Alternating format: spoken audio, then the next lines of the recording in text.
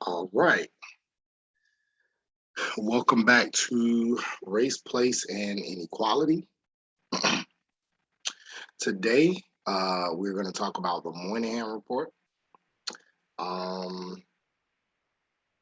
this study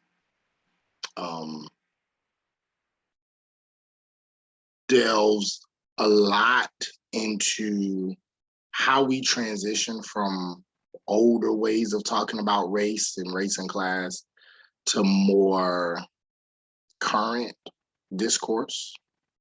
I wouldn't necessarily say that this particular report is the kind of before and after, but definitely the the conversations around this report help to shape how we discuss race and class, particularly in sociology, but also in political science and anthropology, things of that nature. Before we get into Moynihan and his report, just to provide some updates, by now you've seen your midterm grade and the announcement that I put up related to it. I graded. I really enjoy reading you all's responses to each other's video assignments. That was really, really good. It seemed like a lot of people, there was one or two students particular, I believe it was Jenna, I think last name Demis, I believe. Forgive me if I'm mispronouncing your name. I think was definitely one a lot of people read. Let me see if I can pull it up. If I see the name, I'll recognize it. So let me see if I could go to the names. But there were a couple of people that a lot of people had read, or I'm sorry, viewed. Oh, the wrong thing. Sorry.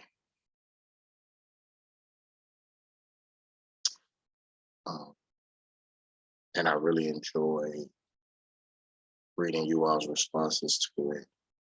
And everybody who did the assignment correctly got a 100. So let's go to announcements.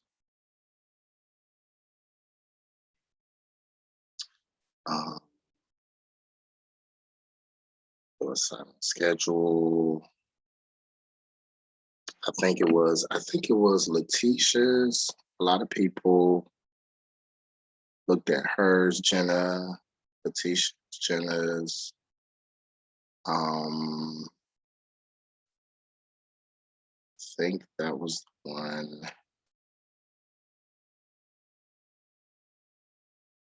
I think those were, and Tennille, maybe. It might have been Tennille's as well that I saw a lot. But different people responded to different ones, but those were the ones I saw a lot of. And I, basically I felt like, a lot of people gave really good feedback. I could really tell that you all were into what your, colleagues were putting forth and really paying attention and offering great feedback on it, positive feedback and ways to improve it. It was really good. I was really happy to see that. So I'll definitely assign that again, where I guess as we get closer to the end and you have some more videos to look at, you could either look at a video from the, from the part of, everything before the midterm or a video after the midterm, but maybe have you all look at another video and then provide some feedback. But I felt like you all did a really good job in providing feedback to your fellow classmates. So that was really solid. I think there was somebody's, I can't remember. I think there was somebody's who I haven't posted yet. If there's somebody's who I haven't posted or given you a YouTube link or told you where yours is and you sent it to me, but yours isn't posted on the pages link, let me know under lectures, and I have where everybody is located. Let me know so I can do that. I just couldn't remember who the other student was. But if it's you, just send me an email or inbox.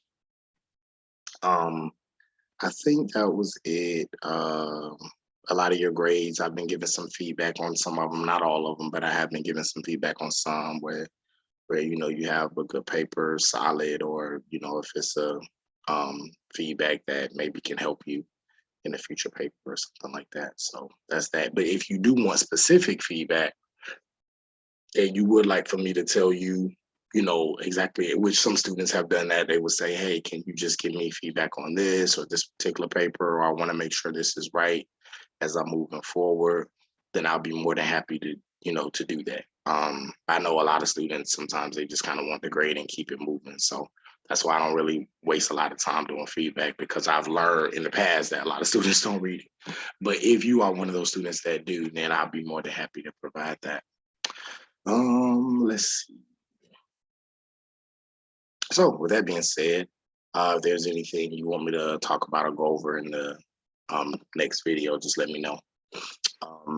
But yeah, so we're going to talk about the Moynihan Report. I just want to talk a little bit about that student lecture assignment.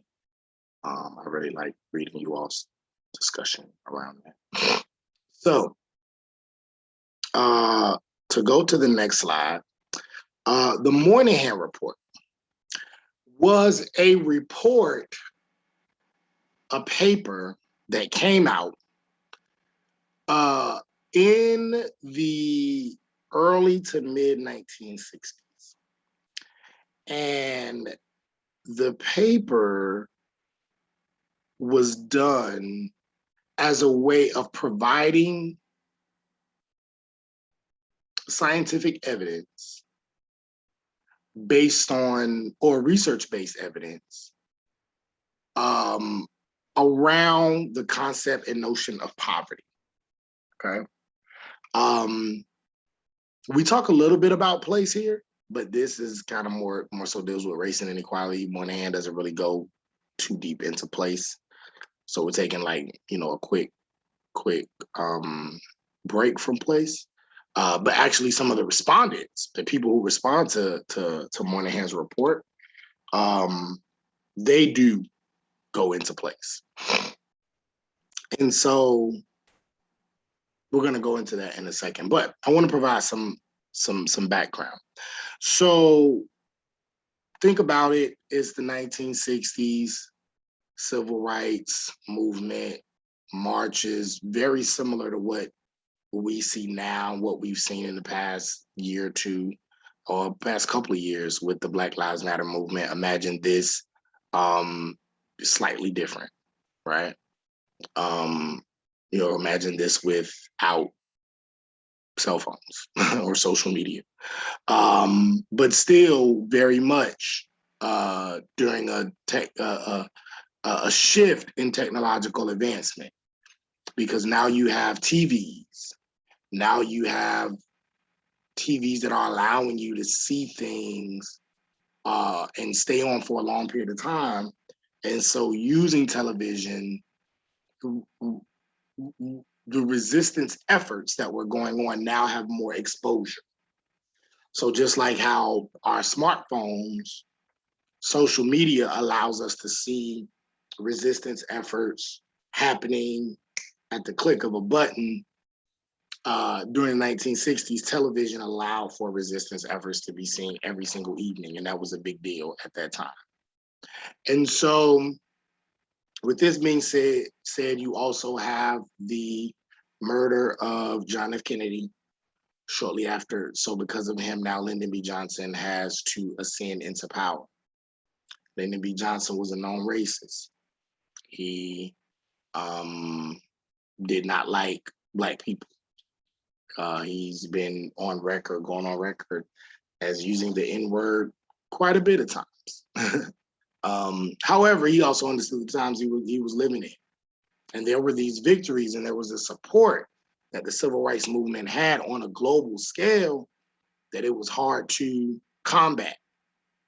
So he had to play along to get along. And that's what he did. And so he, even though to his dismay, he began to sign on the Civil Rights Act of '64 and the Voting Rights Act of 65. They began to sign on to affirmative action policies. And one of the things that he was called to address as the new sitting president was the issue of poverty. And oftentimes we hear it in, rap songs, documentaries,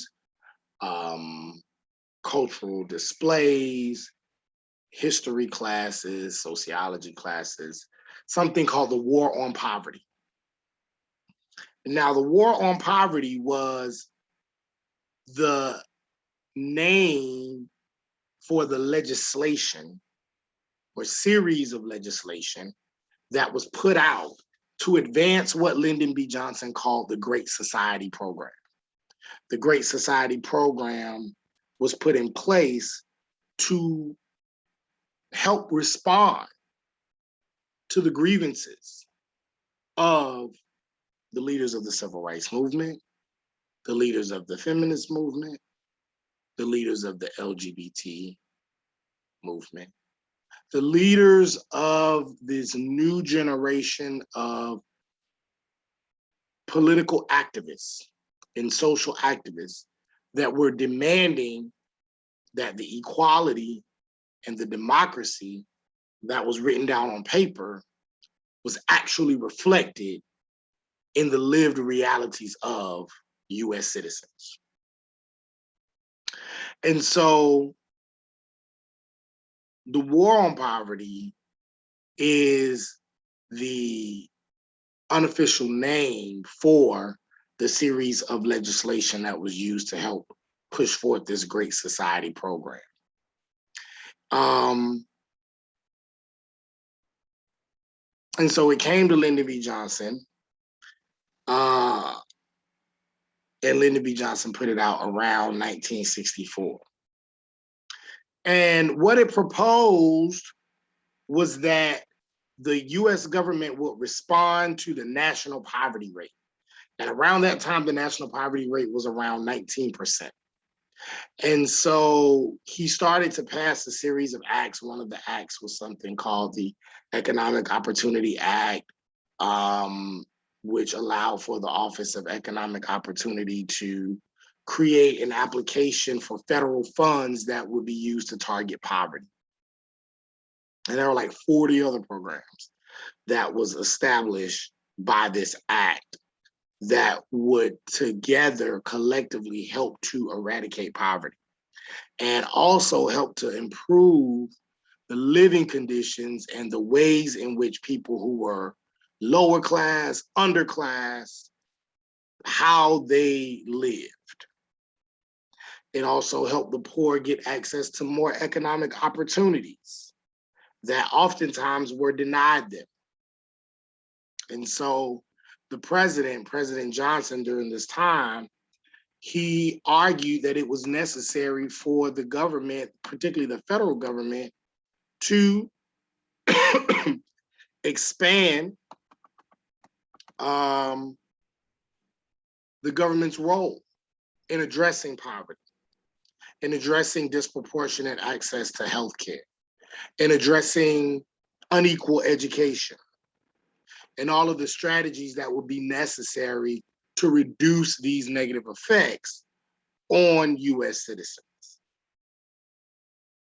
And so this was the overall goal for the Great Society and the War on Poverty, which was one part of coming to this Great Society. And so in order for us to reach that goal, there had to be programs put in place. And in order for the programs to be put in place, you need money to get it started. And so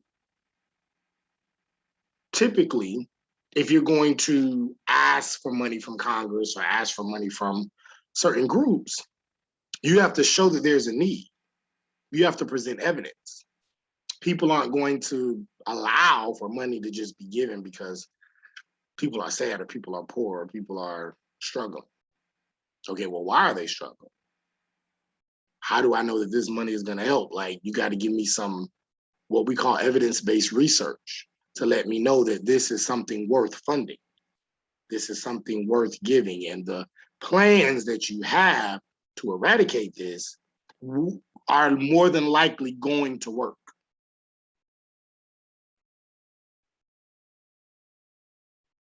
So what the federal government did was they hired a man by the name of Daniel Moynihan. And Daniel Moynihan was a political science professor. And he was appointed to the US Department of Labor.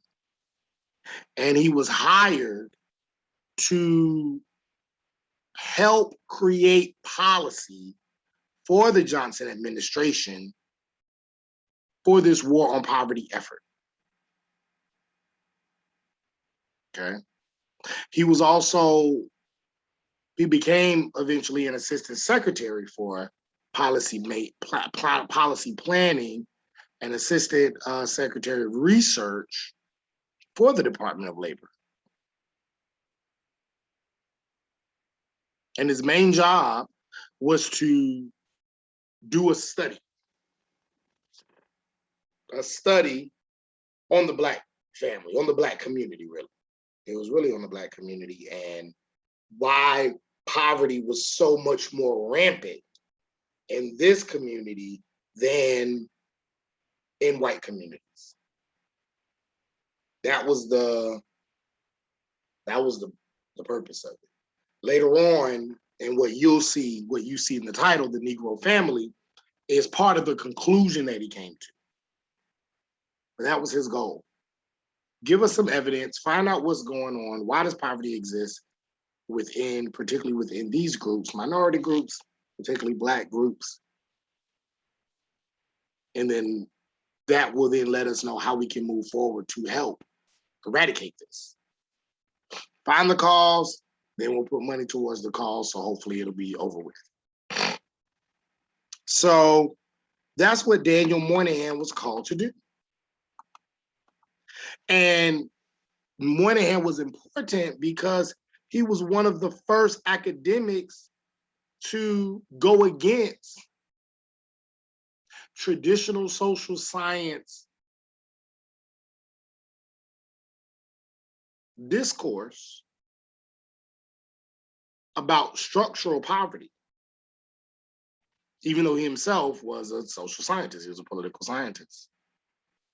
And he wrote down, he said the work began in the most orthodox setting, but the US Department of Labor would later establish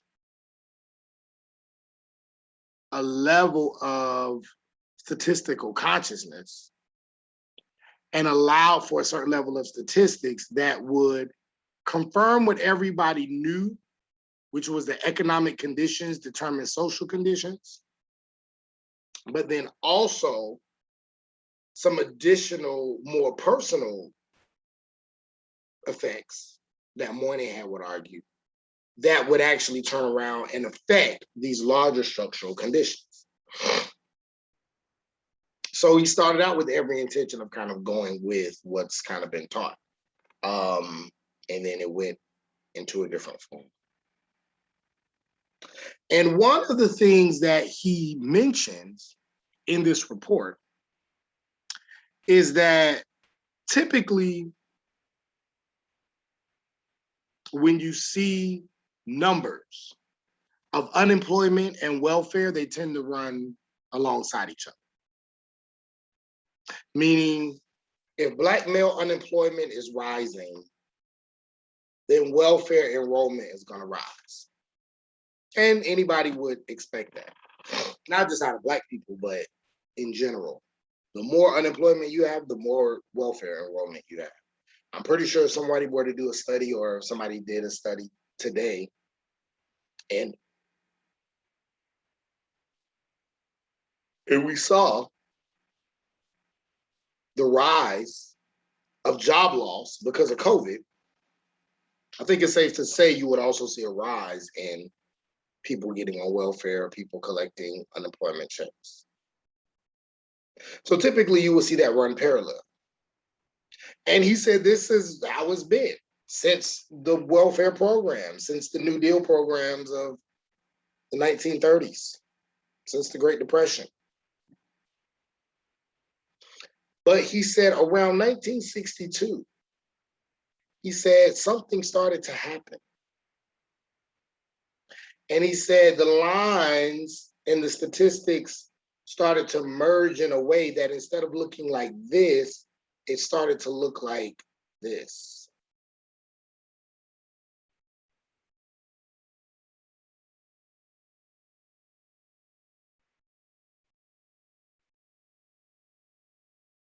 And so in the past, a lot of policymakers assumed that if the male heads of the households had jobs, then women and children would be provided for. But this didn't necessarily seem true.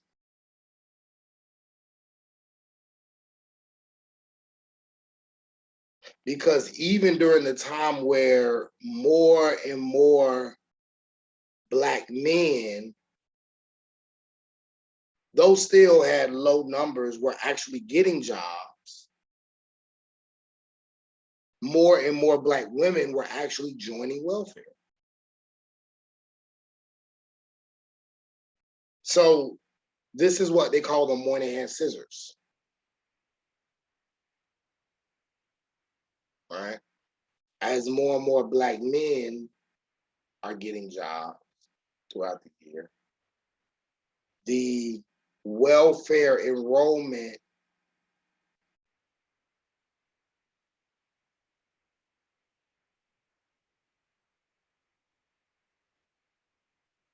is doing something different.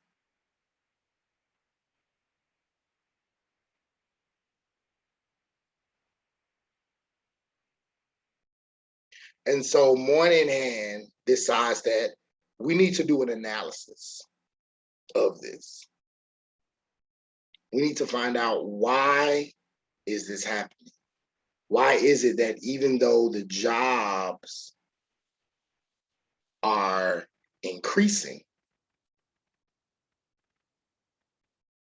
the numbers of Black people on welfare are also increasing? Meaning, let's say the unemployment numbers are doing this, but the welfare numbers are still doing this. So yeah, it wouldn't be like this, it would be like this. That's the scissors, kind of, yeah, like that. And he's saying that doesn't seem right.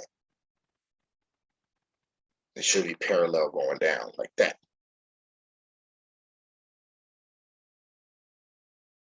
And so this is what he focuses on. He says we need to find out what's going on with that.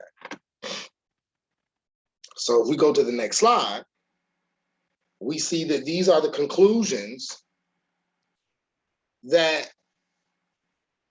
Daniel Moynihan comes to. He says that the first thing is that there is a rise in Black single mother families. There was a rise in Black single mother families. And this rise in Black single mother families, most people thought was caused by a lack of jobs. So he said, well, because of the lack of jobs in the community, this is why there are more single mothers out there. Maybe the fathers aren't there, or they're getting locked up, or they're getting, well, actually they didn't use that, the criminal justice analysis, not until William Julius Wilson later in the 80s, when he added that piece in. Moynihan didn't say that. But absolutely, you had early stages of mass incarceration.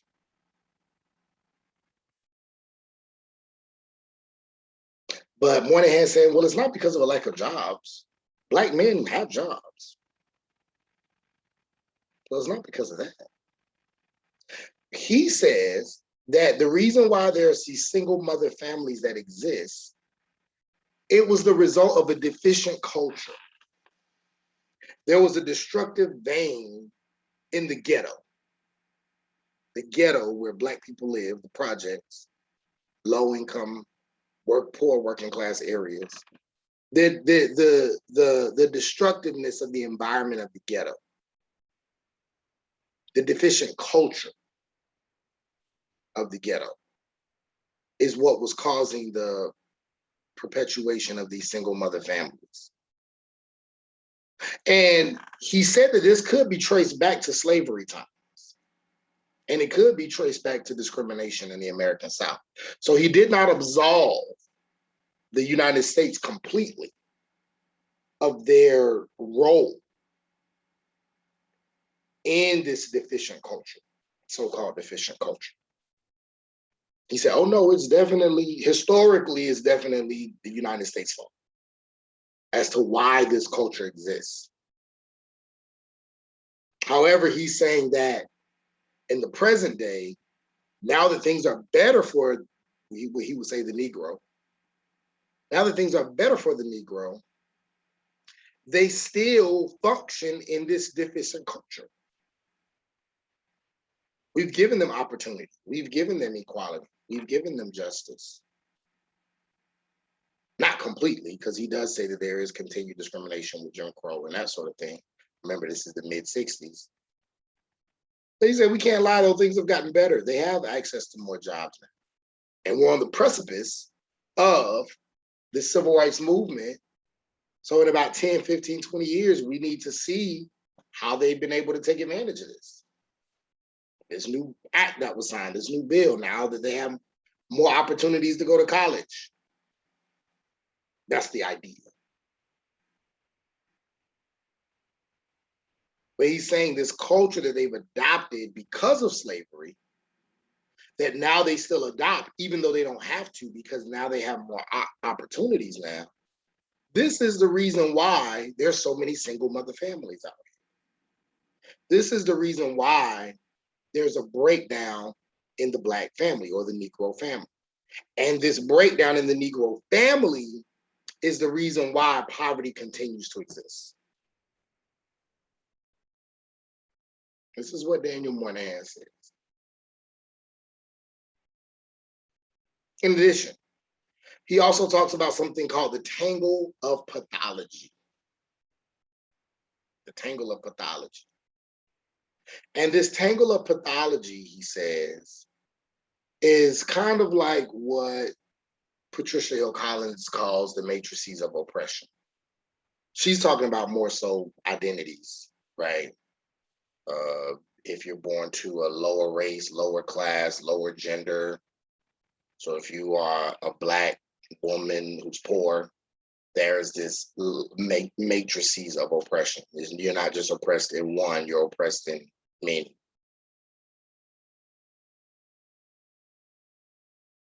So he says, Black people exist in this tangle of pathology. They have several pathological consequences that exist within their lived reality, which is another reason why poverty continues to exist and be a part of their existence. Delinquency,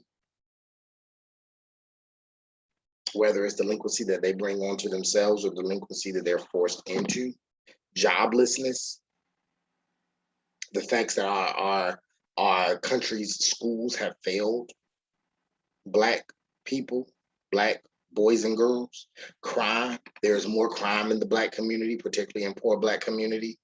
There is a higher level of fatherlessness in these communities. And all of these things, this tangle of pathology is what characterizes ghetto life.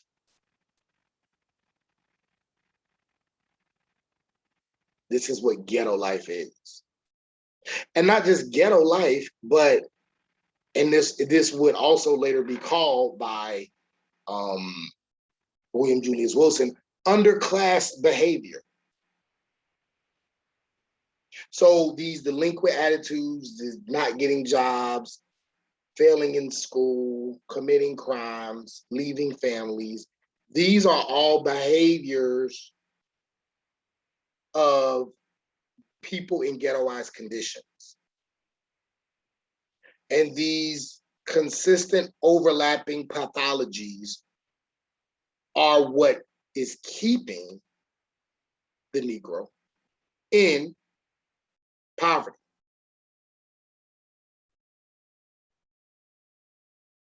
So number one, single mother families are a result of the deficient culture. These people have a culture of survival, of only and constantly surviving. And this deficient culture, this culture that may not prioritize family because they have so many other things that they're battling that they can't afford to prioritize family, could be one of the reasons why these single mother families exist, and is the reason why poverty exists.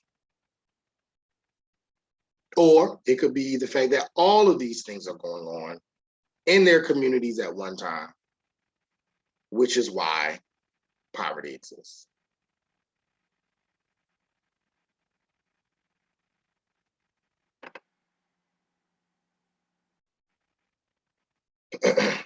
Another part of these conclusions is a questioning of the family structure. Questioning of the family structure. What are children actually learning in the Black family structure?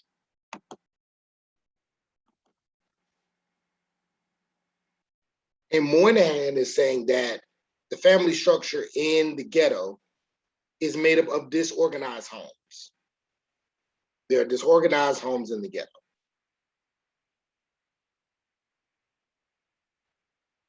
And he kind of looks at it as almost like a forest of graphs, where the adults don't finish high school. So you have all of these adults who are undereducated. They may get jobs, but they get jobs that don't pay a lot of money, unskilled jobs. Or in the case of men, a lot of men are not taking care of their children. A lot of men don't obey the law. And so this is what is causing a disorganization within the Negro family. This is what the family structure is made up of. Black men who have low-paying jobs, who don't take care of their children, don't obey the law. Black women who don't finish school. They have very, very poor jobs. And then they say also marriage. Marriage is marriage and marriageability is different within the Black family, within the Negro family. He said marriage, on the other hand, gives Americans in general a much more stable home for children to learn. It gives them common virtues. And Moynihan implies in his analysis that marriage creates this orientation of men and women who learn how to look towards the future. It teaches boys and girls about men and women who know how to commit to each other, who know how to plan for the future, who know how to earn a living, who can save money, who can devote themselves to ensuring that their children are able to be successful and advance and grow. He says, but single mothers in the ghetto, they don't necessarily get married. And oftentimes, because they don't, they tend to drift into pregnancy, not just once, but twice, three, sometimes four times. So now they're drifting into pregnancy. And they'll do it with not just one man, but maybe 2 or 3 or 4 men. And they just float and live and survive in this chaos. So the lack of marriage, the lack of an organized family, the disorganized homes in the ghettos are creating these children who don't have stability, who are thrust into chaos. And then these mothers are unlikely to help shape their children's character. They can't shape their children's character and their ability to grow in ways that allow for them to be upwardly mobile, in ways that allow for them to achieve social and economic success. So when you take away this nuclear family,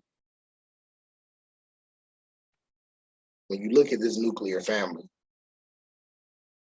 then the lower class Blacks, the underclass, end up perpetuating this gap between white people who succeed and Negro people and other groups that don't succeed.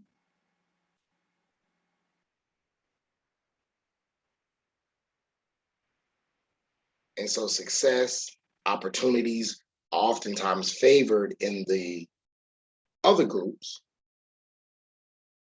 that don't have disorganized homes, lack of marriage, lack of stable families, lack of single mother families. And there is more opportunities for growth and development. And so that's the question of the family structure. This is what Moynihan argues.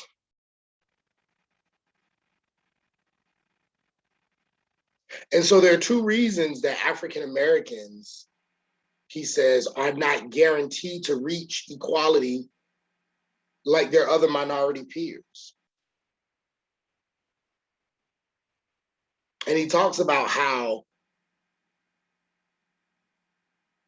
firstly, racism against Black people is still rampant in America. So he does show that there is systemic and structural racism that allow and make it difficult for Black people to be able to achieve mobility as a race.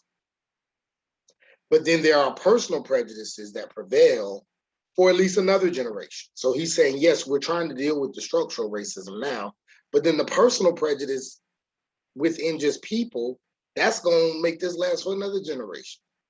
We may not really be able to see the effects until after that, after they die off. After these racist Jim Crow people die off.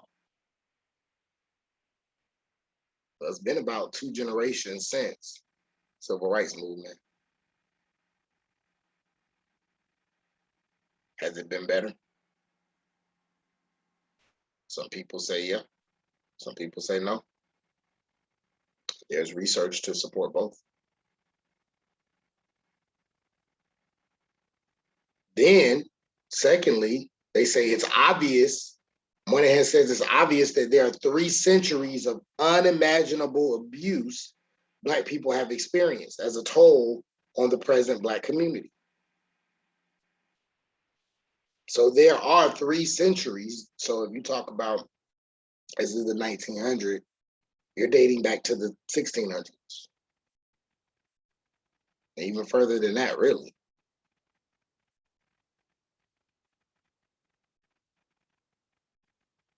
But you're talking about 100 years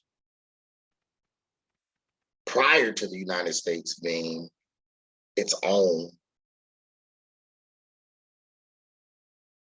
country. Then you have the late 1700s when it becomes its own country, its own independent nation. And then you have another almost 100 years of slavery, even though slavery was going on long before that. But then you have another 100 years of slavery, almost 100 years. Then you have another 70 something years of segregation and Jim Crow, lynching. So Moynihan is saying we can't just deny all those things that have happened. This is 3 centuries of unimaginable abuse on this same race, nonstop. It's been incessant. So his main point is that this group currently is not equal when compared to other minority groups. We can't take the Negro and compare the Negro to Asians. Have totally different histories. We can't take the Negro and compare them to Latinx people. Totally different histories. You can't take the Negro and compare the Negro to the Jewish minority. Different people. It's not equal when they're compared to other minority groups, so we can't say, well, why can't they be more like them? And then particularly when we talk about them competing with each other for access to the American pie, American life. He says, because if we go back to the family structure, slavery caused that major breakdown in the family structure. And that is why, part of the reason why that family structure is broken down today. So there is this wondering why the Negro family structure is so fragile. But he's saying, well, back in slavery, that was a part of the economic system. The point was to split up the husband and the wife, to split up the brothers and the sisters so that they cannot work together to try to achieve freedom. So he's saying that the country itself created and broke family structures, broke opportunities for generational wealth, broke those traditions within the Negro family, which is part of the reason why the Black family structure is not intact today. And then he says, as long as the Black family structure is not there, there can be no real freedom, real equality for the Negro.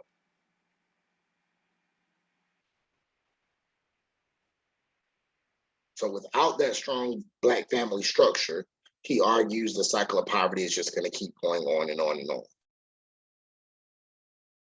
So there were 2 components to Moynihan's argument. One was the presence of cultural norms,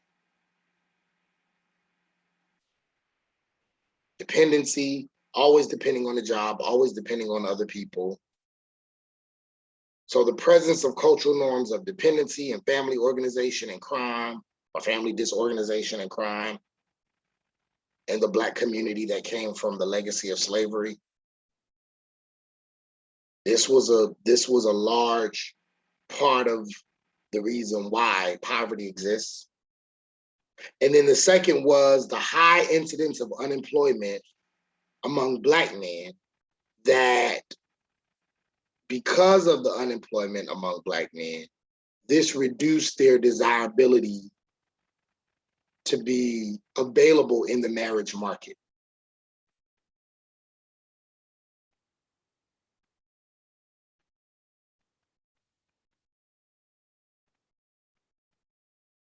Because he did talk about how more Black men are getting jobs, but in comparison to white men, in comparison to other groups, it's still way, way, way, way, way off. So there is an increase, but nowhere near the comparison of other racial groups.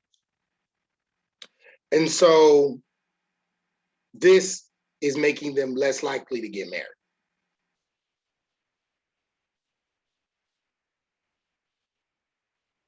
And then less likely to create a strong American family structure.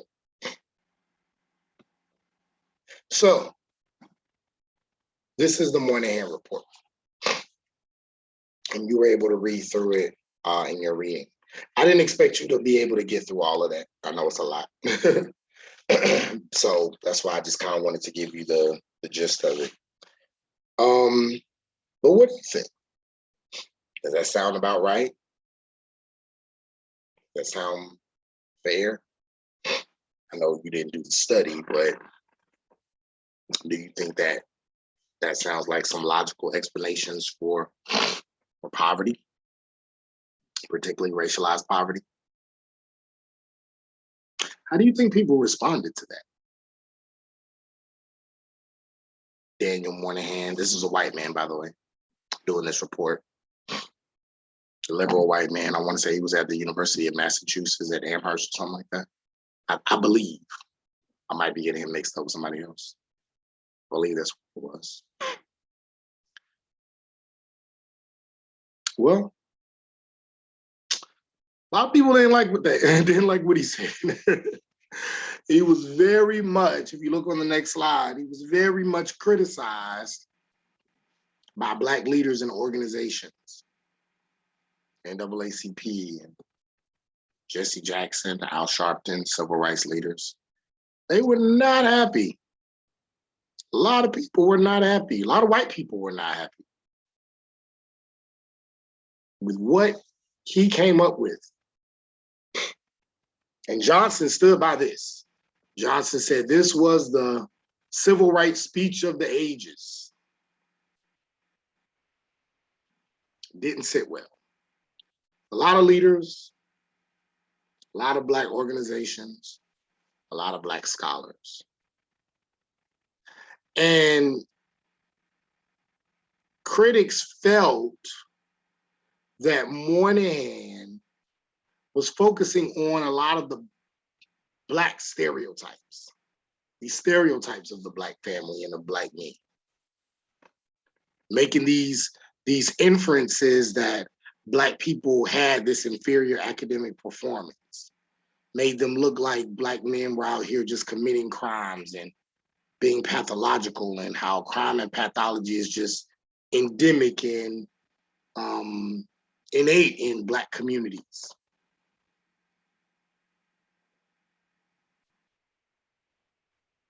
Without actually recognizing the cultural bias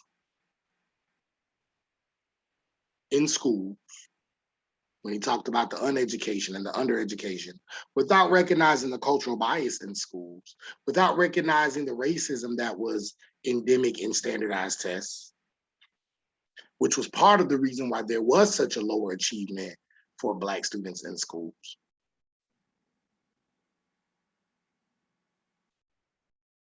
This was the problem. And so a lot of leaders felt like he did not do enough to point out those issues. And so the report essentially was criticized for undermining the civil rights agenda. Everything that King and Abernathy, John Lewis, Ella Baker, Rosa, Malcolm, Stokely, all of these people have been fighting for years and years and years. This report they felt undermined all of those advancements. And it left this vacuum and this reason using political and academic language to essentially blame Black people for their own problems. That's what a lot of Black leaders felt. That he was blaming African Americans for the problems they were going through. That he was okay with saying, yes, it was slavery's fault for sure, because that's so long ago.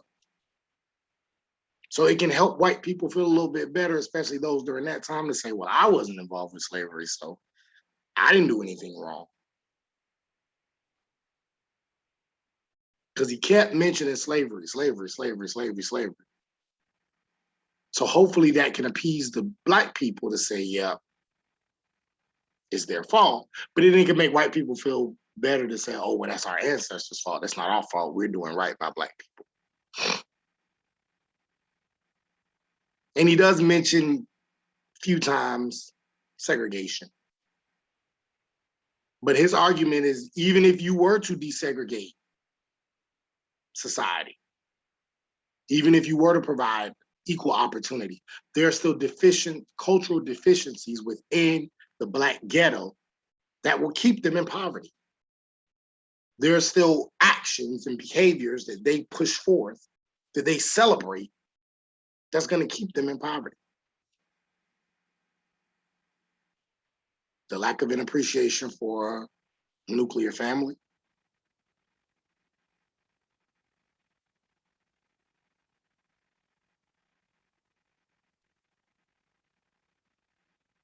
marriageability,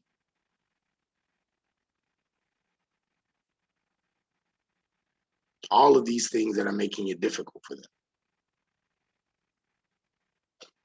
Some people may argue, well, he did mention some structural things, but a lot of people felt that he did not put enough emphasis on the continued structures of the war on poverty, of lynching, of police brutality, of unfair treatment in schools, unfair treatment in the workplace, lack of opportunities, lack of resources, lack of funding, poor housing, poor conditions, criminality within the Black community, not necessarily by Black people, and police forces that were corrupt, drugs, all of these different things. So there were a lot of people who did not like what Moynihan had to say. And there were a lot of scholars who replied in books. You can look up, the books that came out in response to Moynihan. But one book in particular helped to now shape this discourse. And if there was anything that we could say marked the biggest shift in sociological discourse around race and class, it was a book by William Julius Wilson called The Declining Significance of Race.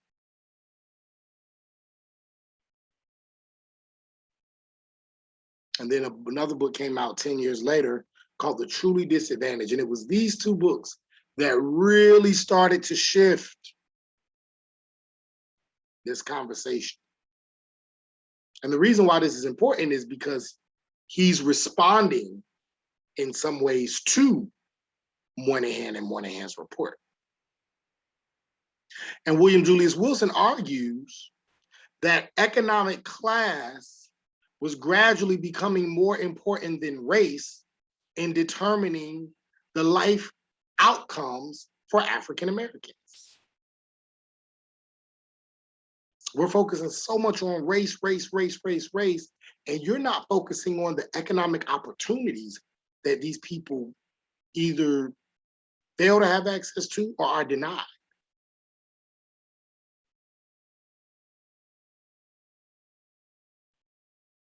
And so he's arguing that race is actually not as significant and class is becoming more significant. Of course, a lot of people got mad at him. and hopefully this goes to show you, no matter what your position is, people are going to be mad. So stand on what you believe. But yeah, a lot of people got mad at him for that. And rightfully so. We're coming right out of the civil rights movement where race is everything. So now you have this Black man, why William Julius Wilson is Black. Now you have this Black man out of the University of Chicago with a Ph.D. So he thinks he's better than the rest of the Black people, saying race isn't that important. Oh, he must be one of those Black people that's working for the white man. That's the idea, right? And so many people didn't like what he was saying. And now that we look back on it, 40, 50 years later, maybe some of those conclusions weren't as accurate. There have been criticisms of his conclusion, but it was still a very important study. And he still pushed the discourse further to maybe if the title was, I remember somebody said, not the declining significance of race, but the increasing significance of class. Maybe that would have been a better title, because now you're not saying that race is less important, you're saying that class is becoming more important. Because his purpose was to tell us, stop focusing on race so much, and if we focus on class, we will see that there's this growing concentrated poverty that is existing within urban cities that is making it increasingly difficult for a select few, though largely disproportionate to white people, Black folks in the inner city. And if we keep talking about race, race, race, and lumping everything into race, we're forgetting about this underclass, about the forgotten, and what who he would later call the disadvantaged. Because now the opportunities are increasing for a sector of Black society, the Black middle class, the people who already had opportunities, the sons and daughters of civil rights leaders, the sons and daughters of those people who went to college or who had skilled jobs. Those people, yeah, they're moving into the white neighborhoods. They're going to white schools. They're going to Ivy League schools. But we're talking about these people in the ghetto, and we're so focused on race, we're forgetting about class. And so that's the kind of theoretical argument he makes in the declining significance of race. And then in the Truly Disadvantaged, which comes out in the 1980s, then this is where he goes deeper and uses that statistical analysis that really pokes a lot of holes in Moynihan's report when he starts to look at the true vulnerability of Black working class communities and how these working class communities were changing the American economy, how income segregation among African Americans was changing the American economy. And he starts to create terms like the weak institutional resource base in low income neighborhoods. So this is where he begins to talk more about the underclass. This is where we get the conversation we've been having throughout the semester about how deindustrialization out of these inner cities, about the removing of jobs, which is why in the 1990s, he writes a book called When Work Disappears. When the removing of jobs happen, this is where you see this large decline. This is where you see the rise in crime, the rise in poverty. It has very little to do with the family. He says, in fact, the family structure was more intact when you go just a little bit further back. The family structure was more intact during segregation. The formal family structure, Black family structure. But he says something happened during the civil rights movement and desegregation that caused this disruption. And he said, and I don't think it was desegregation. It wasn't that. He said there was a strong Black family structure during slavery, during Reconstruction, during Jim Crow, all the way up until the civil rights movement. And then right after that, this is when you start to see the Black family structure decline. Well, what happened? He said it has nothing to do with a deficiency in culture. You can't blame Black people for the disruption of the Black family. What happened is you took those jobs away. Those Ford Motor jobs, those Chrysler jobs, those jobs at the plants. You can see it. You can Google any YouTube video, whatever, on deindustrialization, and all of these jobs were being taken away in the late 60s and early 70s. And this is when you see a rise in poverty, not just among Black folks, white working class in Flint, Michigan, in Pennsylvania, in the Rust Belt, what they call the Rust Belt, Ohio, in these areas. And you also see a rise in white poverty in these areas as well for decades, all the way up until Donald Trump. You also see lower levels or higher level or lower levels of voting among white, poor, and working class, because many of them did not see where the government took their jobs away from them. They didn't believe in the government. So you see lower levels of voter turnout for them up until Donald Trump. And Donald Trump speaks directly to those voters and directly to those people and say, we're going to bring back jobs for you. We're going to focus on America. We're not going to focus on all these other countries and being about, we are going to bring economic prosperity back to America. And he spoke directly to that class. And this is why, and I'm bringing this up to show how relevant this research is to this day. Because what happened during deindustrialization in the 1970s is a direct reflection on why and how Donald Trump was able to get into office when he did. And this is what William Julius Wilson says in late 70s, late 1970s, late 1980s, something like that. Kind of in both. He talks about it in both books, but more in the 1988 book, Truly Disadvantaged. So he's telling Moynihan, it's not just about the Black family. It's about how y'all took those jobs away, the industrialization. And then when you did that, you now created a lower level of marriageability among Black men, particularly. Because now, less Black women are going to want to marry a Black man who doesn't have a job, who can't take care of her. It's better if I'm alone with my child because I don't have an extra mouth to feed. And then in addition to that, you have certain welfare policies that deny women opportunities of federal support if they have a man in the house. They want to get married.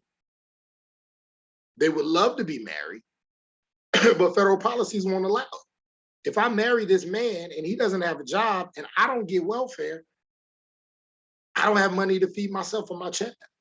But this man can't get a job for whatever reason. It's actually better that we don't get married and that we co-parent and try to figure out how to raise this kid or these kids or whatever. And we haven't even gotten to the drug analysis. We haven't even touched on that yet. We haven't even touched on mass incarceration yet, which is a whole nother set of research that directly relates to the disruption of the, now they will call it the Black family, Moynihan called it the Negro family, in the 1980s. I mean, direct. I have friends who do, well, one particular friend who's a researcher. He was at Duke University. I don't know where he is now. And sometimes I get him to talk to my classes. Maybe, I don't know, maybe I might get him to talk in one of my future classes about this topic. He studies Black fatherhood and has done research, and it's shown that there are these direct correlations between the increase in what do you call it? The increase in incarceration among Black men, and also the decrease in marriageability and the increase in single family homes. Not a deficient culture. And if we look at where that trend started, it absolutely started or was increasing in the 1960s when Moynihan did this report. So William Julius Wilson is saying, you're a little off. You're a little off. So these conditions, because of the economic changes of the occupational structure in the central cities, the deindustrialization, where you had this pull of the industries in the 1970s, this is what happened to poverty in the inner city and Black poverty. And Wilson also criticized the war on poverty. He says this whole war on poverty in the 1960s, you focus so much on poverty as a problem of environment, and you talk nothing about the economic organization. You talk nothing about how these larger economic structures and the larger economic infrastructure that was inherently biased towards white middle class people, particularly white middle class men, was a key influence and the reason why the poverty exists in the first place.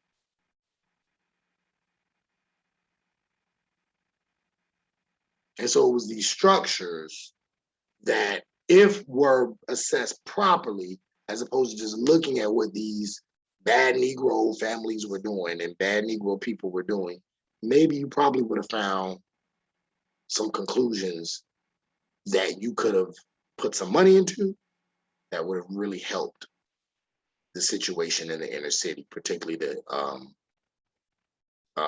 issues related to Black people.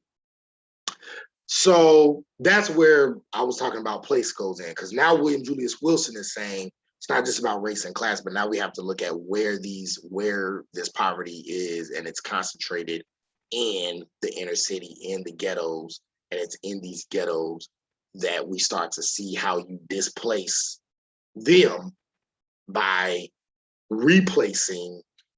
Actually, you didn't replace, you moved the place for jobs elsewhere.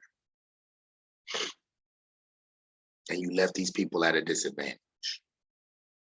So that's where we start to see how race and class and place ends up perpetuating inequality and poverty. So hopefully that does a good job of explaining to you this Moynihan Report. We see how now this discourse is starting to become more current, and now we're getting ready to, what are we getting ready to talk about? Some more aspects, because I know we focus more on race and class here, talked a little bit about place. And so, yeah, now we only have a few more readings for the semester. But we're gonna really talk about places it pertains to movement in the next week, and then ghost mapping, and then place from an Africana studies perspective, and then go into education. So yeah, so that's what we're gonna do. And then that'll be it. So with that being said, I hope you have a great week. Hope you have a great weekend.